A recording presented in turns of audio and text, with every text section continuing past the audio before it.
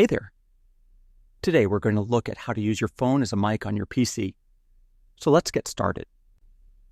First, install the vMic app on your phone. It works on both iPhone and Android. Once installed, open the app. Now, on your computer, open a web browser and search for WO-Mic. Go to the official site and download the WO-Mic installer. I will skip the installation step since I have already done it.